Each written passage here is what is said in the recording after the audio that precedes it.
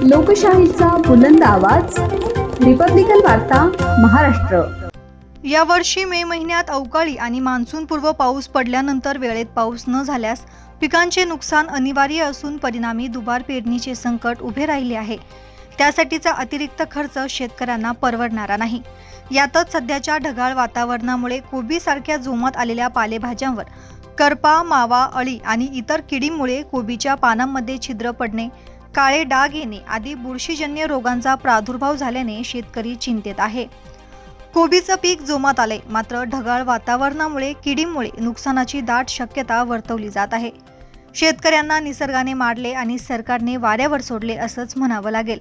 बीड जिल्ह्यात यंदाच्या खरीप हंगामासाठी कृषी विभागाकडून 8,08,946 हेक्टर क्षेत्रावर खरीप पेरण्या प्रस्तावित आहे। 16 जून अखेरपर्यंत या क्षेत्रापैकी 3,89,448 हेक्टर क्षेत्रावर पेरण्या झाल्या असून आता जवळपास 4 लाख हेक्टर पर्यंत पेरण्या पूर्ण झाल्याचा अंदाज आहे। आतापर्यंत जिल्ह्यातील 48.14% पेरण्या उरकल्या आहेत। मात्र पेरण्या होतात 15 दिवसांपासून पावसाने हुलकावणी दिल्याने दुबार पेरणीचे ढग दिसू लागल्याने पेरणी झालेल्या आणि पेरणी न झालेल्या शेतकऱ्यांचे डोळे आभाळाकडे लागले आहे। आसमानी संकट ओढावल्याने शेतकरी चिंताग्रस्त असताना सरकारचे मात्र शेतकऱ्यांकडे दुर्लक्ष असल्याचे आढळून येत असल्याची प्रतिक्रिया सामाजिक कार्यकर्ते डॉक्टर ढवळे यांनी दिली। गणपत तागड, राहणार लिंबा गणेश। मी दंडोर जाधव यांच्या नर्सरीतून फ्लावर आणि पत्ताकोबीचे रोप आणले। साधारण ते 2 एकरमध्ये इथं लागवड केली आहे।